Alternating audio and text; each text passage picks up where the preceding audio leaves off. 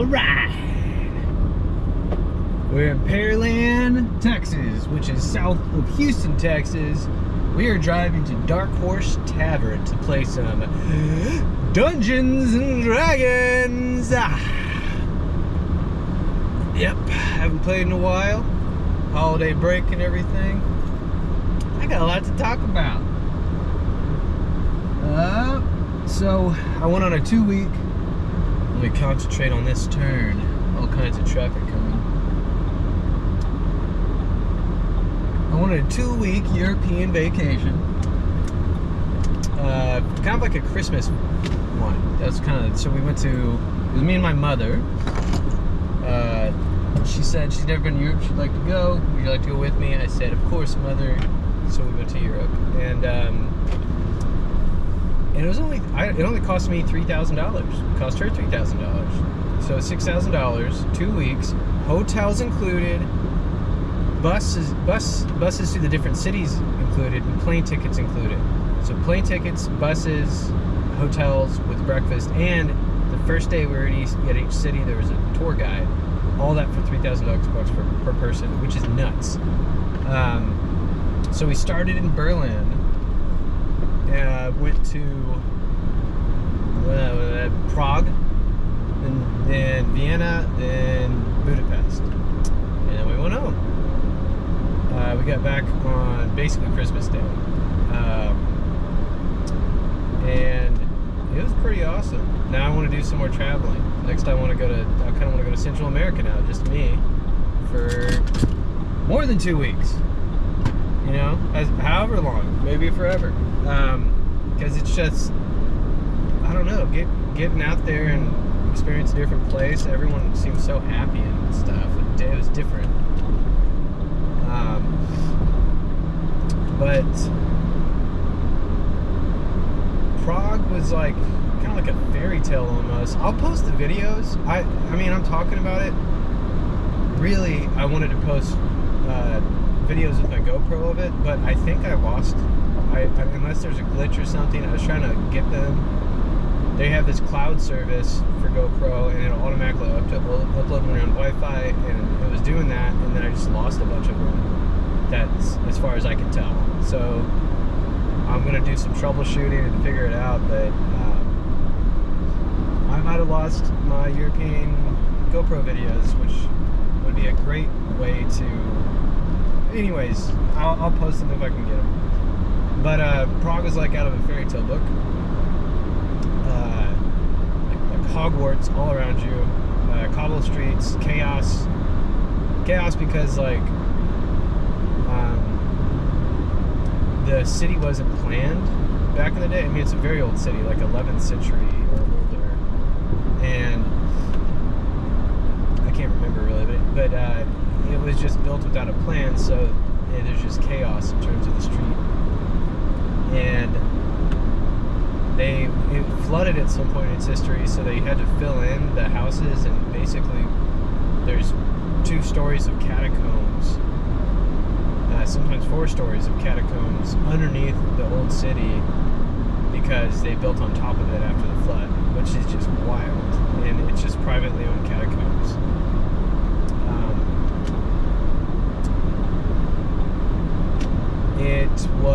The Christmas market there was cool because you could just walk everywhere in Prague that we wanted to go to, which wasn't the case for a lot of the other cities, but you can just walk everywhere, which is very relaxing, because figuring out public transportation is nice, because then you can get around, but it's just very stressful to figure out public transit.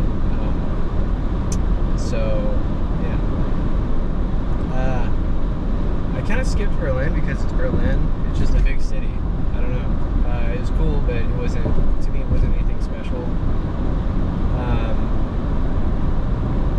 Anyways, and I did go to like a nightclub in Berlin, but it was, it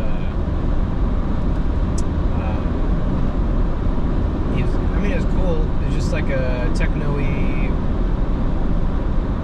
cloistered thing.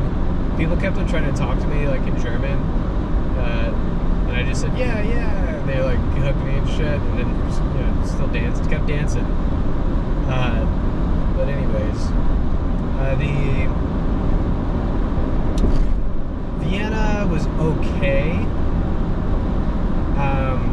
was very cool to look at the Habsburgs palace and the history of all that. Like it was like the capital of the Holy Roman Empire, and so first Prague was, I guess, and then Vienna was the capital of the Holy Roman Empire. Which, if you don't know what that is, it's different than the Roman Empire. The Holy Roman Empire is after the fall of Rome. Basically, all the Christian nations from Germany all the way down to Italy, or at that point Italy was like the Papal States. I think France is part of the Holy. Maybe it wasn't. I can't remember. No, maybe it wasn't. And then all the way east into Austria. So it ended in Austria, I think.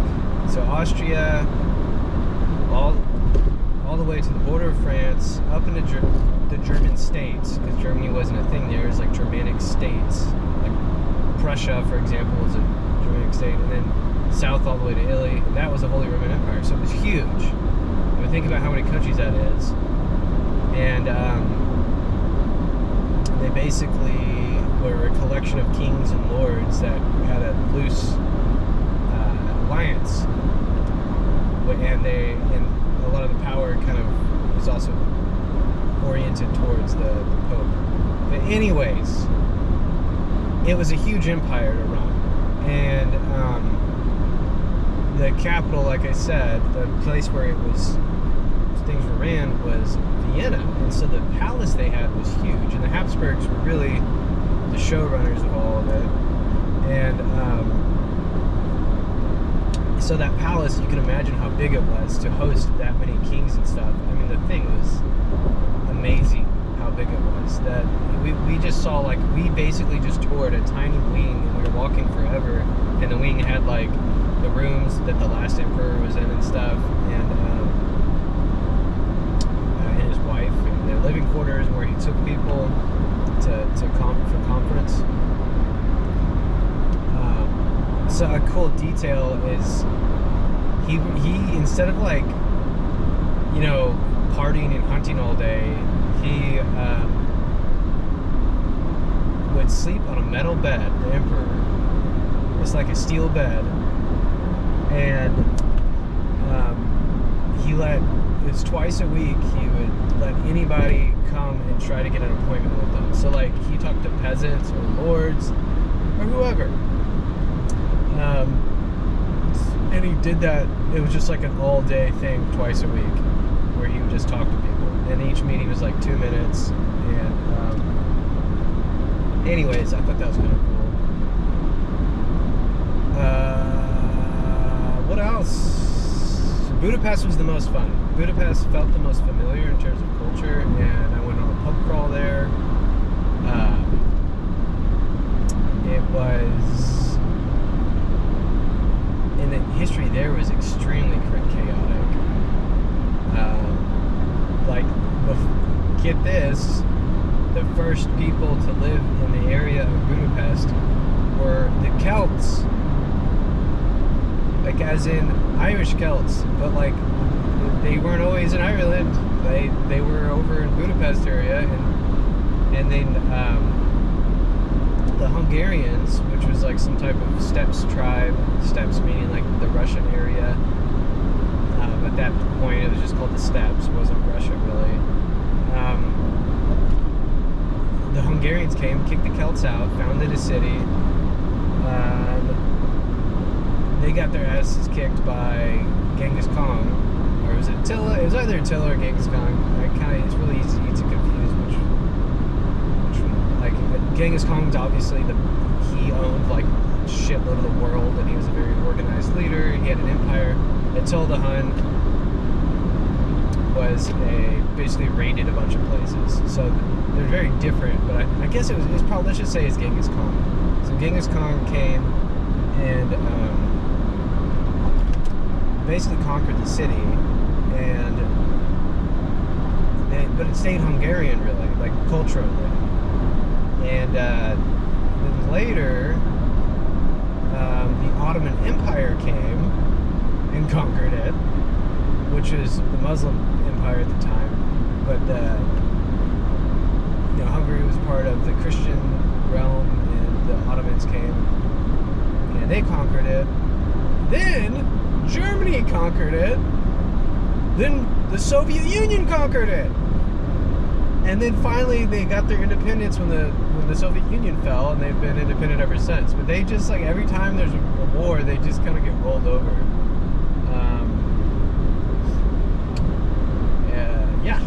Yep. And during World War One, I think it was, so Austria-Hungary was broken in half, basically.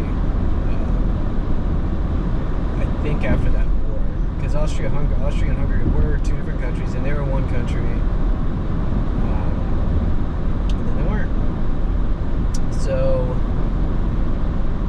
yeah, I probably got something wrong there, but their history.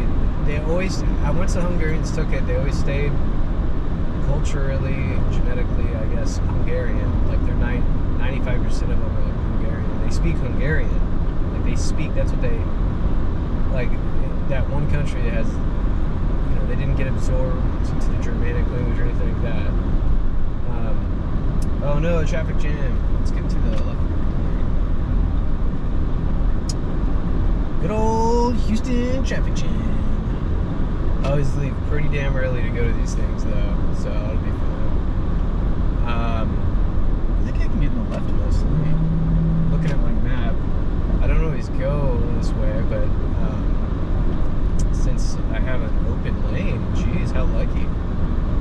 But anyways, the history was really cool, and the city was just cool, and the people were super cool, very cool people, and the pub crawl was awesome. And the catacomb thing was big in Hungary too. 288 north. Let's see here. I think yeah.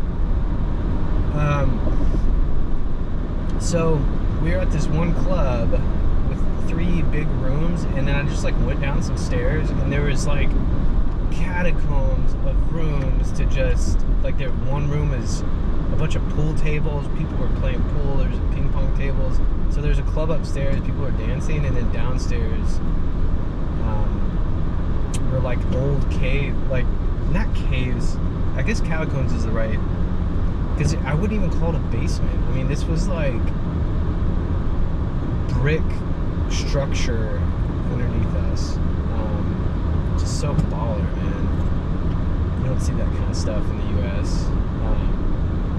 As far as I know. But anyways,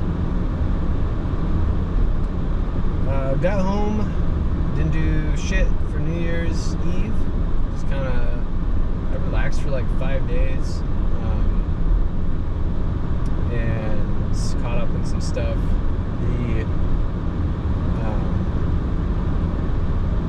But for New Year's Day, my mom threw a party in a retirement neighborhood with, like, I mean, she just crams people in her house. There's probably 20 people in the house.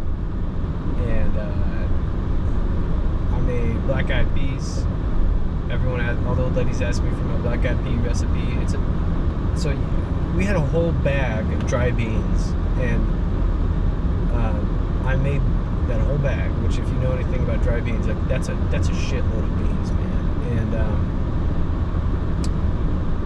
what I did was, my mom cooked a bunch of bacon that morning, so she saved the grease for the beans, so I poured the grease in there. Well, first you boil them and get them soft, so I'll just go step by step. First you boil them, like, pretty hard, and maybe for 45 minutes to an hour, and you want them to be soft. You don't want to overdo it, though, because they'll start breaking.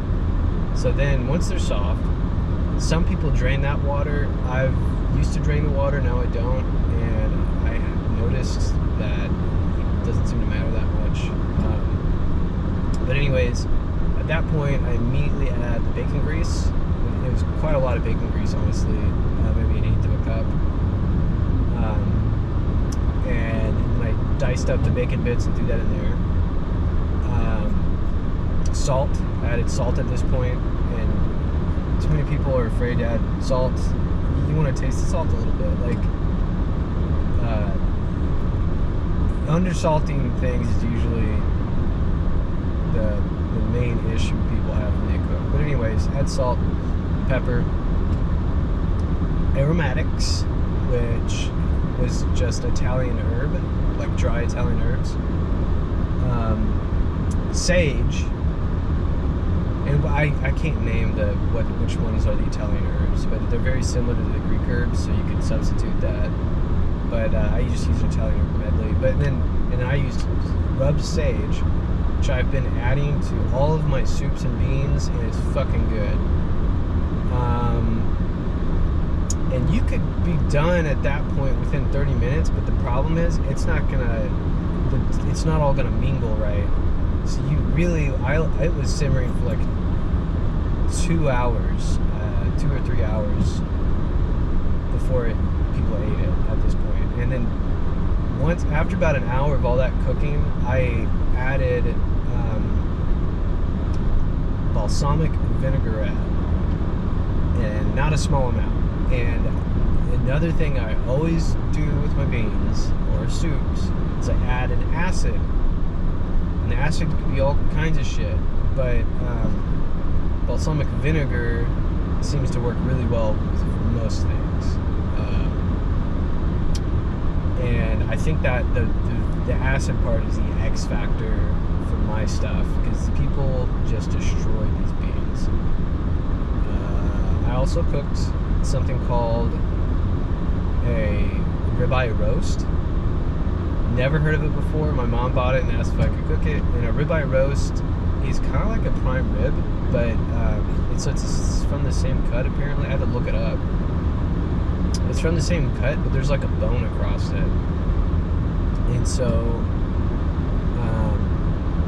it ends up being kind of different. But anyways, I cooked that at 225, or no wait, at 425. I was gonna do it for like an hour, but then I checked that the temperature was on, because it said to do it until it was 120 degrees. Well, I checked at 45 minutes and it was already at 140 degrees. I was like, fuck, I ruined it, but I pulled it out, cut it up. People were like arriving as I was cutting up, bothering me. All these old ladies, you know, like, did I see this? She was just like, oh, I'm here. And like, you know. Anyways, it ended up being perfect. It actually would have been too rare for the people there if I cooked it any less. And before I roasted it, I let it sit out with salt and pepper, and then I seared it a hard, good sear with olive oil on each side. And then I threw it in. So the other thing is, my mom, it's funny, I woke up and she's like, she didn't really go to sleep the night before, like, you know, because she was up till 1 for New Year's Eve. Then she came home and she started messing with all the food. So like, she started some pork butt in the oven at 175 degrees. I didn't even know if I would go that low. And then she's like, can you take over for this? I was like, yeah. So we cranked it up to like 225 and finished it up. And we got the core temperature up to 200. From the stuff I looked up, you can do pork butt from anywhere from 180 to 200. I just did 200. And then got it out. And this is how I do pork butt. She didn't really put a whole lot of seasoning on the outside beforehand. I would have done a lot more, but it didn't end up making much of a difference. But whenever I pull it, rip it up, I put in a whole bottle of teriyaki sauce. I think that's the best way to go. And then like a cup of orange juice. That sounds so weird, but the acid from the orange juice and the sugar from the orange juice just mingles with that fatty pork, and it is so fucking good. That's another thing. She kind of cooked it in a different container, and we got rid of some of that fat, but I re-added the fat from the last last part of the roast. I feel like if I didn't do that, it would have been maybe a little bit better because it was pretty fatty, but I mean, it was good. But anyways, the secret ingredient is orange juice. Orange juice in your pulled pork, like a cup. And if you need more, you don't just taste it. If you need more, add more if you put a shitload.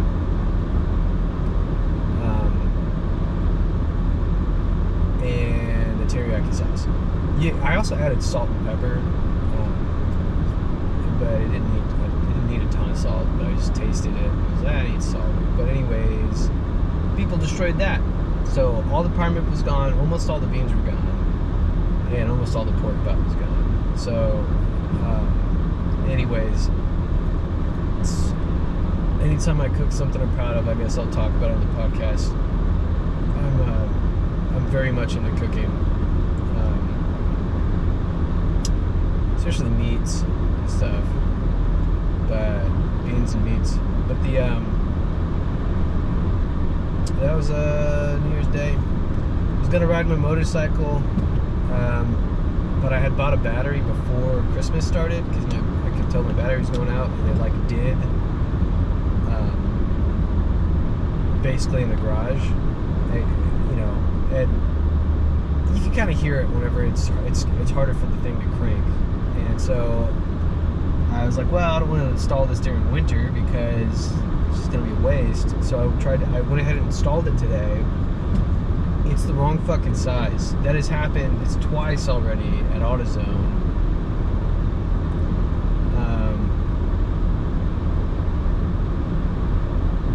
Which is just terrible, man. Oh my god, this truck is just drifting backwards into this car. Okay. Jeez. Anyways, what am I saying? That I brought in I don't even know how this happened, because I brought in the old box, and let's just say I think it was like ATX, like this is what the battery's signature is. And on motorcycles, there's all kinds of different sizes because the box that it goes in is different sizes depending on the shape of the bike and where it goes and stuff. A lot more uniqueness in batteries when it comes to motorcycles. It's pretty frustrating. But anyways, it was called like ATX EL30 is what the box said that the old one came in. So I brought them with the old one just so I wouldn't get the wrong one. And I got it, and I had it, and I went to install it. It is about an inch wider than my old one, so it won't fit. And I have no idea. And then I looked at the old one, and it's a different set of letters. It's like called a 14L instead of the 20L, and I'm like, how did this happen? And I even had the old box with the thing, and it said 20L. So I just don't understand. And before the last time, the reason it was wrong is because it was the positive on mine needs to be on the right instead of the left, because I guess of the way the bike is, and it was the other way around on a lot of them. So I got anyways, that's where the L signifier comes in. So it's on the left, L. I guess I just said it backwards. But anyways, hopefully they take the battery back, because I turned on the bike, but just to run it for a bit. But man, I wanted to ride my bike tonight. It's not super cold. I could be, well, not really good. I was gonna say I could be on the shoulder, but there's not really a shoulder filter through here.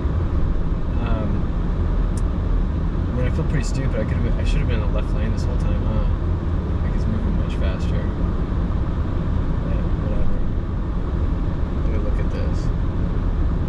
Is this the... No, it merges to the right. I think. No. Yeah, I think this one merges to the right. So I'm still fine. Well, no, it couldn't be, because how are they going so much faster? It's just bullshit. It's funny, according to this, I'm only 13 minutes away from my destination, but it does not feel like it. usually don't go this way, like I said. And I guess this is why. But hopefully this is still kind of interesting. Look at this guy trying to get in here. What a jerk. He just skipped so much traffic. I've done that on accident before, so I'm not going to judge him. Like last second I realized it was the wrong spot. But like this guy right here, he did not do that on accident. I think he got out of traffic. I'm actually going to kind of cut him off a little bit. Where the fuck you did that on purpose, man. What a jerk. Is this guy doing it on purpose?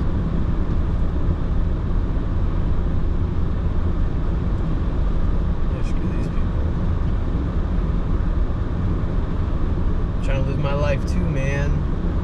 Not letting you in. Just sit out there. At first I thought they're doing it on accident. No, I just watched those people come out of traffic to do that. You know, I usually don't get mad though, because it's like, maybe they're, for one, you know, they think they're special. You know, and maybe they are, okay. And some of them are just in a hurry. And you know, maybe they're in a hurry for a good reason. Because I'm not in a hurry. I have no reason to be.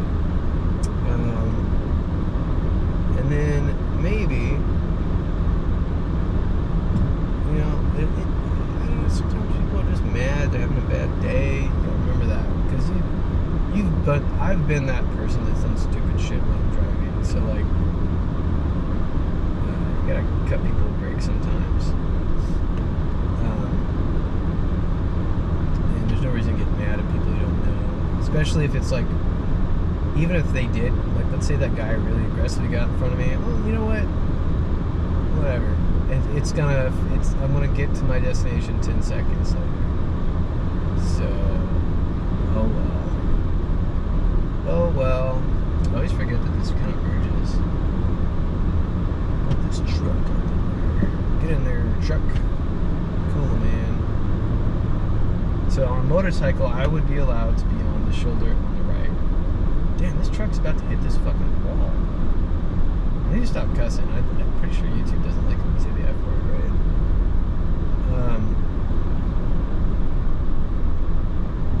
Alright, time to merge into traffic. I'm gonna merge into traffic. Merge. Hell yeah. Look at that. Smooth sailing. Now what do I do? Looks like Houston Avenue, 47B. Oh, that's coming up quick. Alright, I'll get my right lane since it's coming up to, oh no! I could have gone over to the right, but I got chickened out, man. Chickened out. Sped up to go to the right lane, I chickened. But anyways, right lane, 47B, here we come. Houston Avenue. It's always funny looking at these office buildings. Like, it is 6:22. Dude, if you're in your office right now, your office job sucks. I've had to do that a few times in my life, but you know, some of those jobs where it is just all the fucking time. That's customer all the time.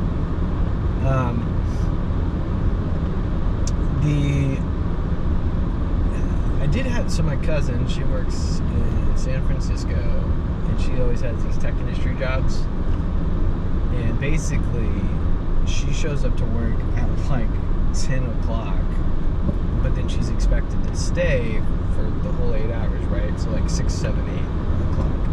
And then at that point, 6, 7, 8 o'clock, she leaves, goes out to dinner with either herself or some people, and then they drink, and then she's in bed by like 12, and back at it again. So like she can kind of,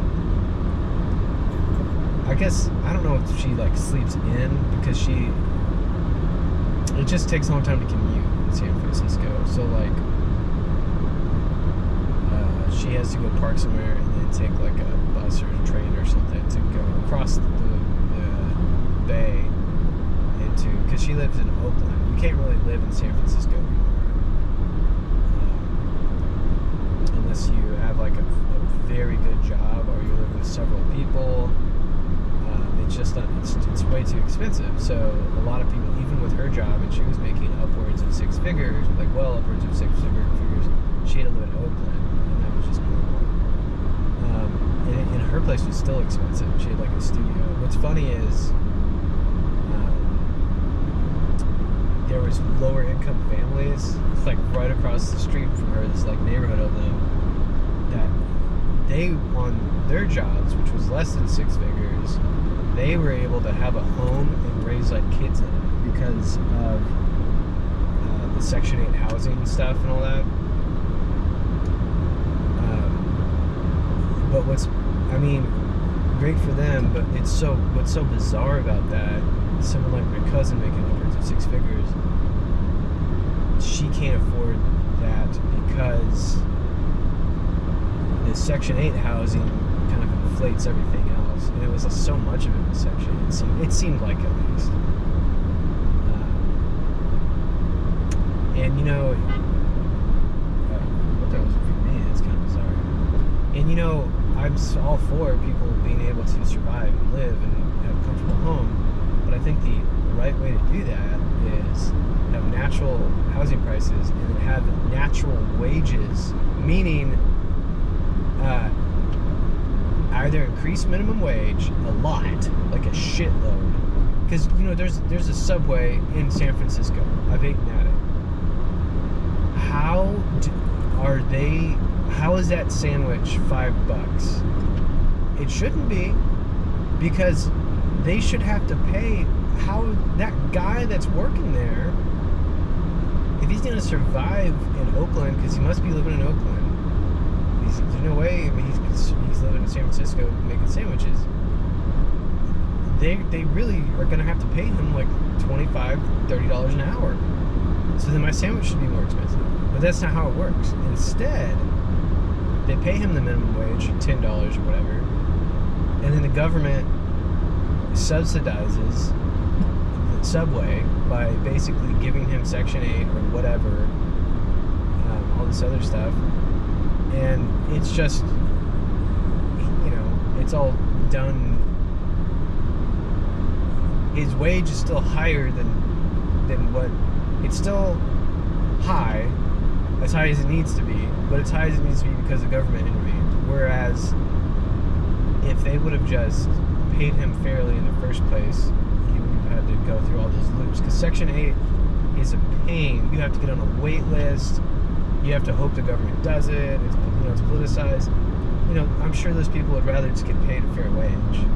And if, oh my gosh, this is actually some of the worst the traffic has ever been. Ooh, I could just keep going straight through. Oh, I know where I am now. Okay. Oh, we made it. Oh my gosh. Just drove in a traffic jam for like 20 minutes.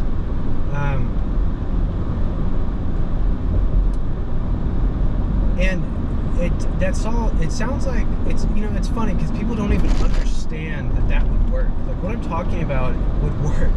It's not this crazy conservative idea. It's just the way things usually have worked forever. Is if someone lives in a place that's expensive, an employer can either pay that person a fair wage or not be in business. And a person can either pay what a sandwich costs at Subway in the middle of San Francisco or not eat the sandwich. And the thing is, if you did it like that, and you're paying more for the sandwich no matter what. And here's why. Your taxes in San Francisco are crazy. So you can either pay for the sandwich, a higher price for the sandwich through your taxes being high, or you can just pay for a more expensive sandwich. And one is more efficient than the other. I'm going to let you guess which one. And like a good example of a city that absolutely did this was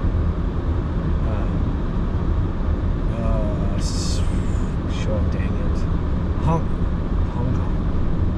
Hong Kong did this. It's basically a low tax zone, and I hope I'm not lying. I think it's a low tax zone, and then they just kind of like free marketed everything in terms of wages and stuff. So the sandwich maker's making more money because it costs a lot to live in Hong Kong. It costs a lot to live in Hong Kong. Like the property there is ridiculous. For really dumb reasons, but I don't want to get into that now because I'm about to be at my destination. It's always hard to find parking here, so we'll see what happens. Oh man, I'm already getting tired. So it's a funny thing about my trip.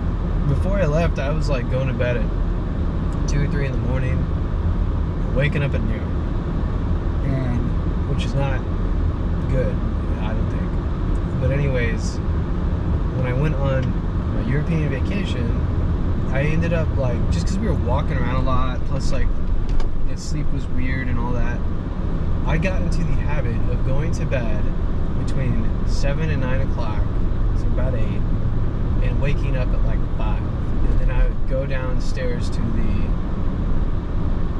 free breakfast or whatever, drink some coffee, and read a book. I finished like 2 books on this trip. And then I would come up and we'd get ready and we'd go do stuff.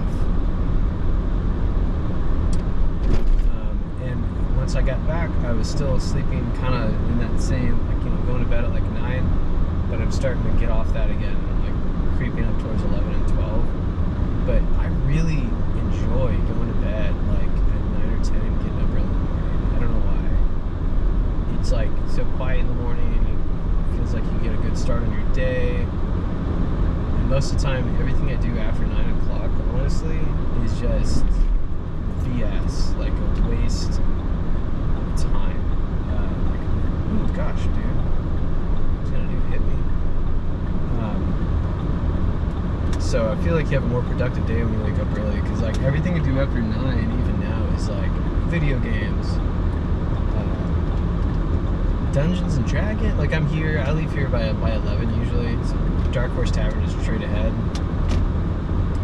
Man, I don't know if it's these lights or just tech. Okay, here we go. I was having a hard time gauging distance there, but anyways, I wouldn't count this as wasting time. I guess like this is a very kick-ass hobby. Oh, this is a good spot. Yeah, dude, this is a great spot.